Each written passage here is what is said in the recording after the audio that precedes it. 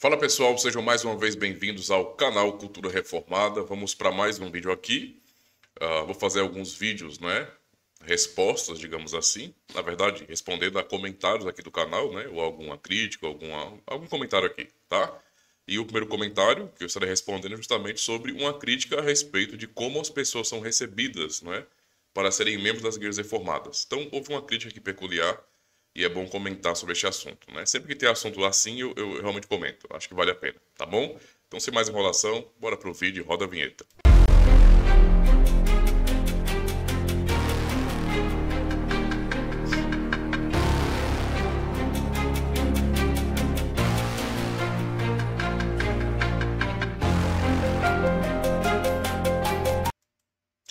Então, pessoal, antes de mais nada, eu preciso dizer aos irmãos que me perdoem se falta um pouco de empolgação, é porque eu estou um pouco doentinho, né? Estou com virose. Então esse é o terceiro dia já, né? Que eu estou assim. E é bem chato, né? A pessoa fica com febre o tempo todo, então tem que tomar remédio, dá aquela moleza no corpo, indisposição terrível, né? Então é muito chato.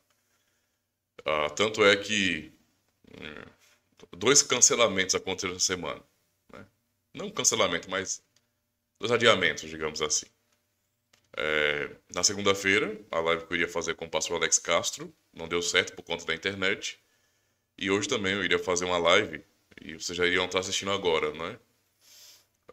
Onde eu estaria fazendo a leitura da carta de Guido Debré de despedida da sua esposa e fazendo um comentário também. Mas, sendo uma live, não é, seria mais intenso, né? Porque eu estaria me concentrando na leitura e ia ser bem mais extensa no caso, né? Então, eu resolvi adiar, porque eu quero fazer o melhor nesse sentido numa live e do jeito que eu tô, não vai, né? Eu vou cansar rápido, então, para não produzir um material, né, de má qualidade para vocês, eu prefiro esperar. Então, fica para a próxima semana também. Então, semana que vem, se Deus quiser, na segunda-feira, teremos a live com o pastor Alex Castro sobre, não é, o porquê guardamos, né, o quarto mandamento. No caso, observamos o quarto mandamento no domingo e não no sábado, né? Por que domingo e não sábado? E na quinta-feira também, se Deus quiser, farei essa live de comentário à carta de Guido Debré à sua esposa. Tá bom? Então fica combinado assim. Certo. Então, não se esqueçam de dar o joinha no vídeo, tá? Não se esqueça. Isso é importante. Se não forem inscritos, se inscrevam também. Escreve aí alguma coisa no comentário. Também isso é muito importante. E compartilhe em todos os seus grupos aí de redes sociais. Ajudem o canal, meus irmãos. Então, o comentário aqui foi feito, o primeiro que eu vou ler aqui, foi feito num vídeo que eu já há um tempinho produzi, né? Que é como se tornar membro de uma igreja reformada. Inclusive na thumbnail eu coloquei por que é tão difícil se tornar membro de uma igreja reformada. Nem sempre as pessoas entendem o porquê, né? E eu posso compreender. Mas vamos lá. A Simone Aparecida comentou. E antes de qualquer outra coisa, eu agradeço por seu comentário, Simone. Não sei se você vai gostar da resposta, mas eu espero que seja esclarecedora para você, tá? Então, vamos lá. Ela fala bem assim, olha, os pastores reformados falam que ser desigrejado é pecado. De fato, porque é. Não existe essa possibilidade na Escritura, né? Deus tem um povo e esse povo congrega. E esse povo, mas a pessoa pode se congregar assim, sem liderança. Aí mais um problema. Cristo ordenou oficiais para sua igreja, então não tem como, não é? Na normalidade, naquilo que é correto de acordo com a Escritura, haver igreja sem liderança. Isso não faz sentido, porque a Bíblia ensina assim. E quem não conhece a Escritura, certamente, quando a lei de verdade, ficará frustrado com Cristo, com os apóstolos e com tudo que tem a ver com a igreja. Porque quem geralmente tem dificuldade com a igreja, acusa a igreja de ser só um sistema corrompido. São um monte de baboseiras que as pessoas inventam, tá? E que eu nunca vou ficar do lado de quem tá fora. Desculpa, mas não faz nem sentido para mim isso aí. Mas vamos lá. Ela fala, os pastores reformados falam que ser desigrejado é pecado. Mas se não passar na entrevista, não entra. Então, Essa sua ironia, né, não passar na entrevista não entra. Eu não sei qual é a experiência que você tem com alguma igreja reformada.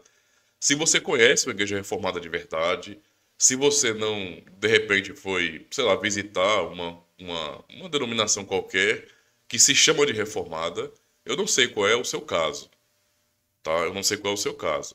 Mas eu e qualquer pastor reformado pode explicar, reformado de verdade, eu digo, tá? Porque tem um monte de falso aí, certo? Estão usando o nome reformado como modinha, né?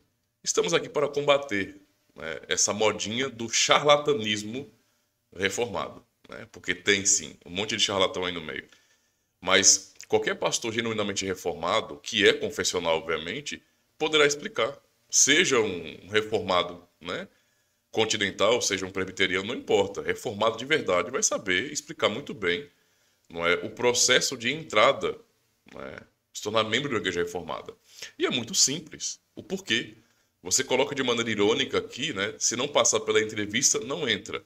Primeiro de tudo, né, para responder à sua ironia, nós não estamos fazendo uma avaliação das pessoas, no sentido de que nós julgamos quem deve entrar ou não.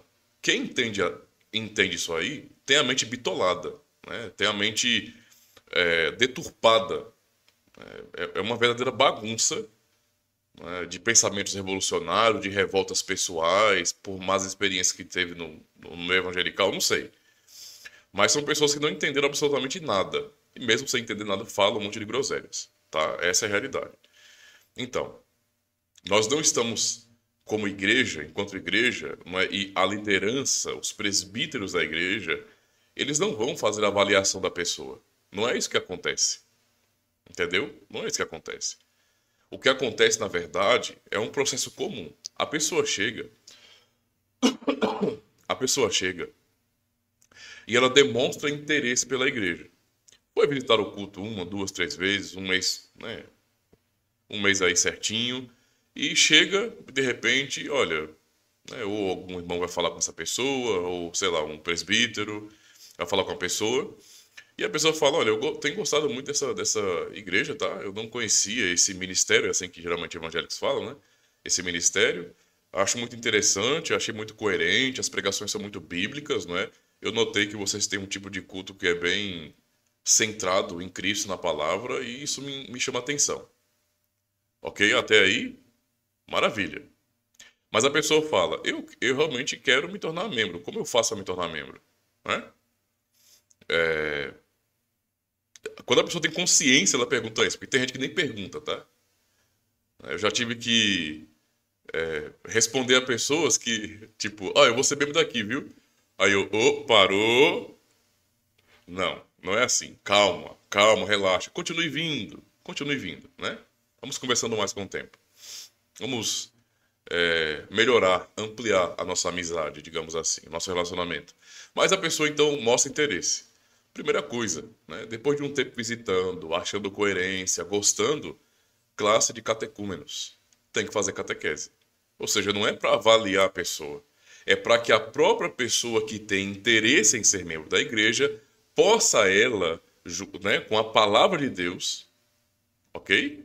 Avaliar, ou seja, analisar a nossa doutrina, tá? Por que eu estou dizendo isso? Alguns podem até achar estranho o que eu estou falando aqui, né? Mas é porque é justamente isso. Nós não estamos avaliando ninguém. Nós estamos julgando. Você pode ser membro, você não pode, no sentido de estar julgando a pessoa. Não. Não é porque até então nós já temos a doutrina, nós já cremos, já aprendemos daquele jeito. Quem vem de fora é que nós não sabemos o que crê, o que entende.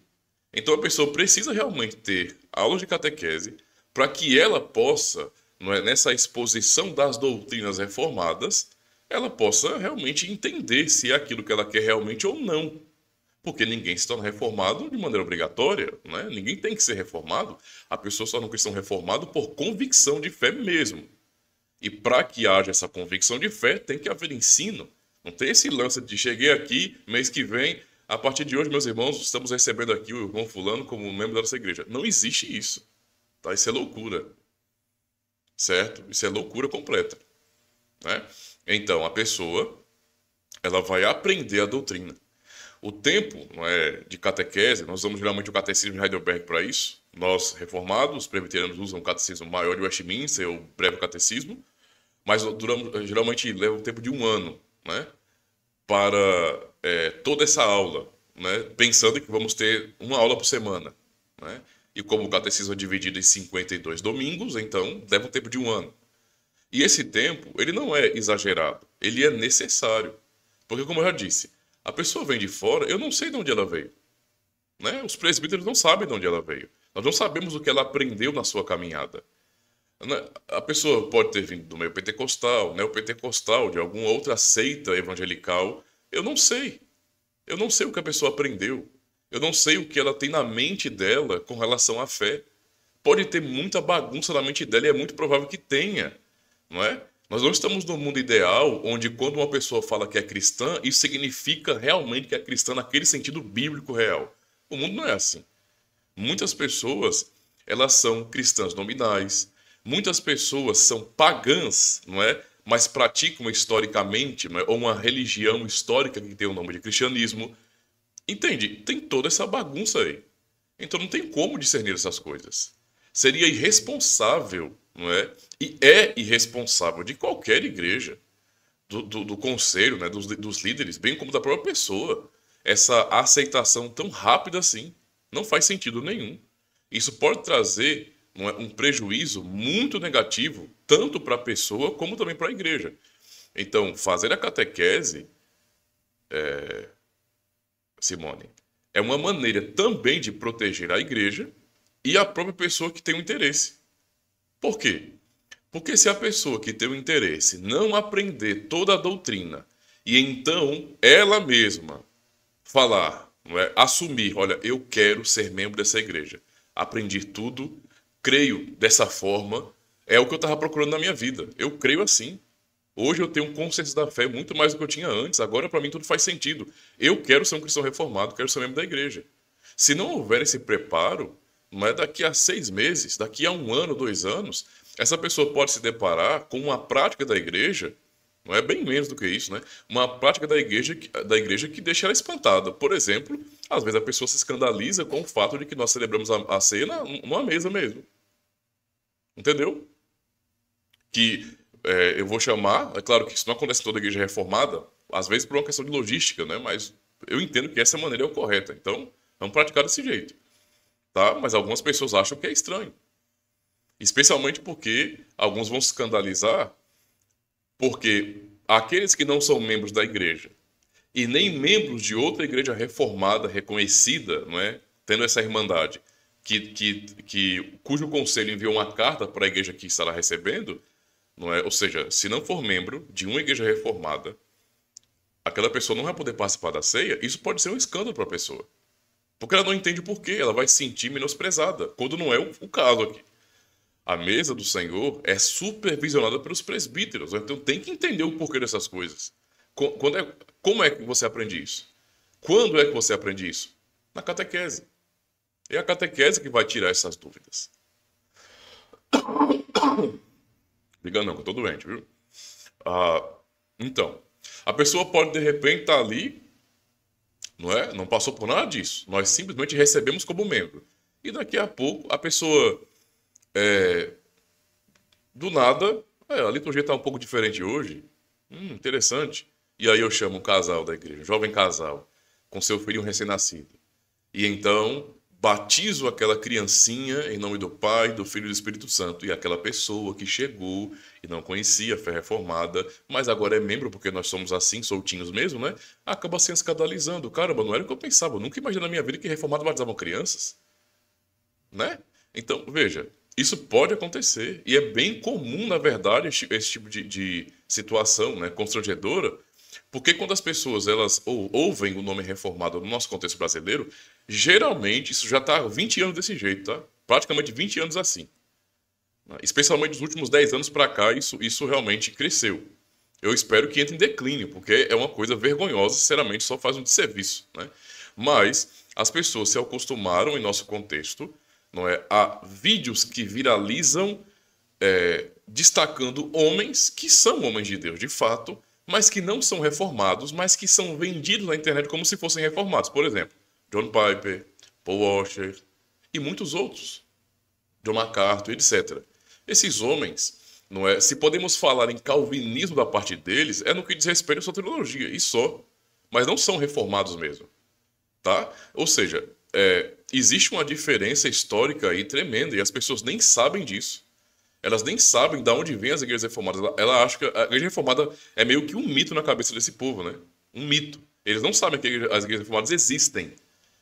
Parece que é um mito da reforma. E então pessoas aleatórias resolvem assumir o manto da reforma. Está totalmente errado. As igrejas que começaram lá, elas deram continuidade e chegaram até aqui. Então igrejas reformadas existem, com as confissões, não é, que foram elaboradas naqueles dias. Então, né? Entende? Então tem que entender isso primeiro, para a pessoa não se chocar, né? Eu digo para você, Simone, que na minha experiência pastoral de receber pessoas que vieram de outras igrejas, algumas pessoas elas realmente não entenderam, né? O engraçado é que essas pessoas que se sentiram menosprezadas, por mais que eu tentasse explicar, né, não queriam entender. E eu, sinceramente, vejo isso como uma arrogância muito grande. Por quê? Porque a minha experiência pessoal foi exatamente a mesma. E eu não era só um membro, eu já era um pastor. E como pastor, não é? A primeira vez que eu visitei uma igreja reformada, eu não pude ceiar. Eu fui com a minha família, com alguns membros jovens da comunidade, e eu não pude ceiar. O conselho veio falar comigo, os presbíteros vieram falar comigo e me explicaram o porquê. Eles explicaram que eles não estavam me menosprezando, nem questionando, nem me julgando, mas por uma questão simples. Eles não me conheciam. Eles não sabiam, não é? Eles não tinham conhecimento do que eu aprendi, entende? Da minha compreensão da palavra de Deus, da minha teologia, eu não sabia de nada com relação a isso. Então, quem era eu na fila do pão? Um desconhecido, né? Que não fazia parte de igreja nenhuma grande, ou então reformada, eu estou dizendo, né? No sentido de reformada, tá? Não pense em qualquer igreja, não. Reformada mesmo. Não. Eu estava levantando a bandeira da reforma, mas não era um cristão reformado de fato, não é? Eu era um entusiasta da reforma. Eu cria, não é? Na maior parte das doutrinas que eu já tinha aprendido, mas eles não tinham obrigação de saber, de adivinhar quem era o Ademir, o pastor Ademir. E eu entendi que eles estavam simplesmente protegendo e zelando da mesa do Senhor, o que é o trabalho deles. Então, para mim, foi tudo numa boa. Aí eu vejo pessoas que nem são pastores e se ofendem com isso. Então, para mim, isso é arrogância. Sinceramente, é arrogância. Tá? Mas, né? Entende? A pessoa chega, a pessoa pode ter recebido influências diversas. Então, voltando aqui, na minha experiência, até pessoas que não entendiam a doutrina da Trindade, que vieram do meio pentecostal e neopentecostal, eu recebi. Entendeu? Gente que aprendeu a confessar heresia. E quando eu expliquei na catequese, as pessoas ficavam chocadas. Muitas vezes eu testemunhei praticamente um processo de conversão. E eu estou falando de uma pessoa que veio de uma denominação evangelical e que se chamava de evangélica. E quando, né, apareceram por aqui, tipo, o que eu estou vendo? Né? Qual é a surpresa? Uma alegria que vem de repente, uma surpresa, como se tudo que eu estivesse falando fosse novidade, sendo que está ali na Escritura. Eles têm a mesma Bíblia que eu, como é que pode não saber uma coisa dessas? Entendeu a situação? Então não tem como. Esse processo ele é necessário, não é para fazermos entrevista para ver se a pessoa passa ou não, isso não existe. Não é? Essa sua ironia aí é ridícula, me perdoe. É ridícula. Não é? Repito, eu não sei o nível de experiência que você teve com a igreja reformada, mas parece que não teve nenhuma, porque isso não faz o menor sentido.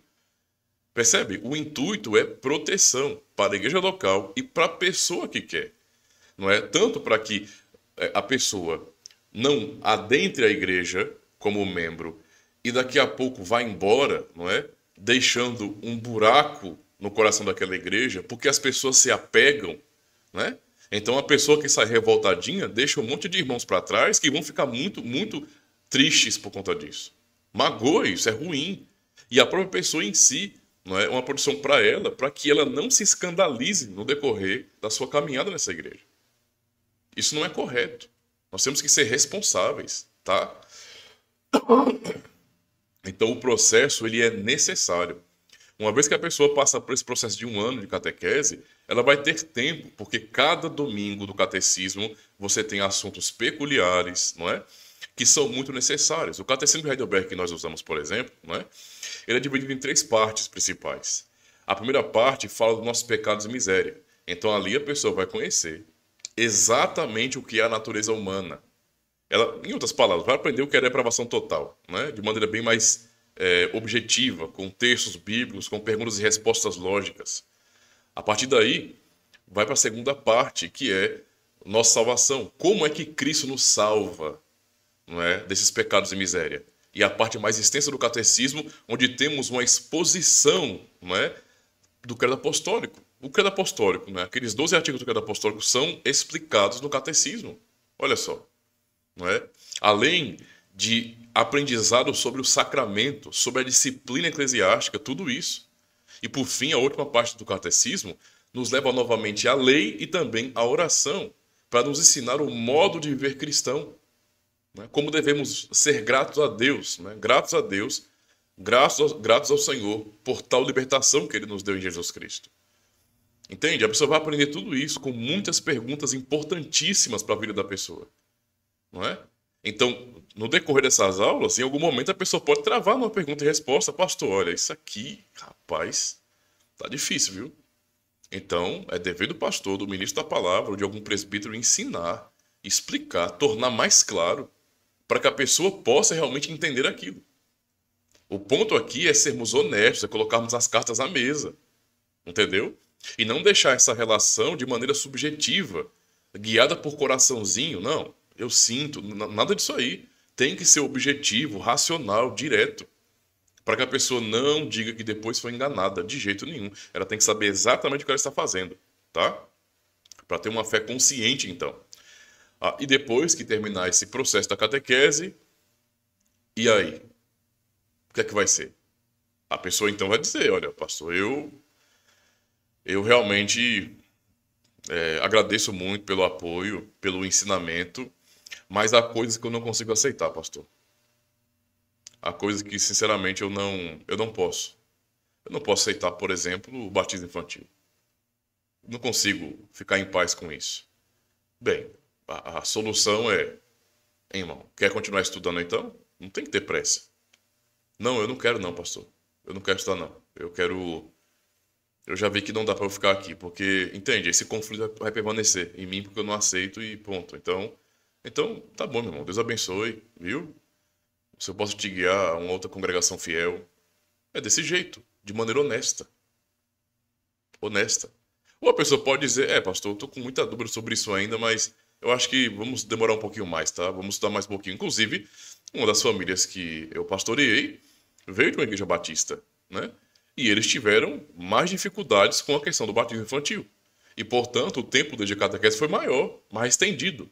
Não porque eu quis que fosse mais estendido, mas porque era necessidade deles, percebe? Não somos nós julgando aquelas pessoas para serem membros ou não da igreja, mas são elas que estão tendo acesso à nossa doutrina.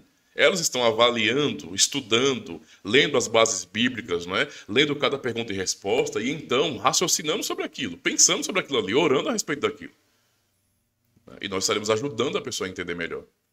Não é? E depois que elas realmente entenderam, né, ficaram em paz com aquilo ali, com capacidade para responder também aos demais que questionassem do contexto anterior, então se sentiram prontos para isso. E aí quando isso acontece é uma alegria, é uma maravilha, é o que nós desejamos realmente, não é? E aí o que acontece? A fase final é fazer a pública profissão de fé num culto solene, porque nós reformados não praticamos essa coisa moderninha, não é? De apelo no final do culto para aceitar Jesus. A gente não faz isso, não. Né? Isso não faz o menor sentido. Isso não é bíblico, não. A questão todinha aqui é, temos que fazer discípulos. Então as pessoas têm que aprender primeiro, tá? E depois elas vão assumir publicamente a sua fé. Entendeu? Nada emocional. É realmente consciente. E então, para essa pública profissão de fé, há 13 perguntas. E aquelas 13 perguntas, antes de chegar o dia da pública profissão de fé, eu, como pastor, vou visitar a pessoa, vou levar as perguntas para ler as perguntas e explicá-las. No fim, não haverá dificuldade para a pessoa responder as perguntas, por quê? Porque as perguntas resumem tudo que o catecismo já ensinou. É basicamente isso, tá? E leva a pessoa a fazer declarações, não é? Confissões a respeito de sua fé pessoal. Então, quando chega no momento da pública profissão de fé, é porque a pessoa aprendeu, ela entendeu muito bem o que é a fé reformada e disse: é assim que eu creio. Sim, eu sou um cristão reformado. E então, sem nenhuma dificuldade, ela vai fazer a pública profissão de fé num culto e vai ser abraçada pela comunidade, como um membro comungante da igreja. Então, eu não sei qual a dificuldade, Simone, de você entender uma coisa dessas, né? Então, essa ironia sua aqui é muito injusta, tá? Eu lamento, espero que você não se sinta afrontada no sentido de achar que eu fui duro de alguma maneira, eu tentei não ser, mas é porque realmente, né, essa ironia não faz o menor sentido, tá? Não faz o menor sentido. Nós não estamos julgando ninguém. As pessoas é que precisam avaliar realmente o que elas querem da vida delas. Por isso esse processo. Ok? Eu espero ter sido claro, tá? Vai desculpando alguma coisa aí, mas é assim que a banda toca. Nós temos que ser honestos, tá? Sinceros do nosso trabalho. E temos zelo pela obra de Cristo. Tá bom? Deus abençoe. Se você chegou até aqui e gostou desse vídeo, então aproveita e se inscreve no canal. Aproveita também e já deixa o seu joinha, porque isso ajuda bastante o canal. E deixa o seu feedback, faz um comentário aí, tá bom? Isso é muito importante, porque mostra engajamento aqui no canal também. E é claro, compartilha o link desse vídeo com todo mundo que você conhece, nas suas redes sociais, grupos de WhatsApp, de Telegram, ajuda o canal aí. E se você quiser cooperar, para que o canal avance em termos de literatura, então está aqui o Pix. Fique à vontade. Aproveita e assista mais um vídeo.